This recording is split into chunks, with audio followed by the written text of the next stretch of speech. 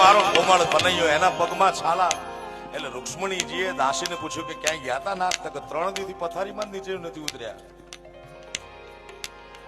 દાસીએ ખૂબ સુંદર મજાનો જવાબ આપ્યો, કૃષ્ણ કે પાँव में छाले નક્કી રાધિકા ધૂપ में चली होगी.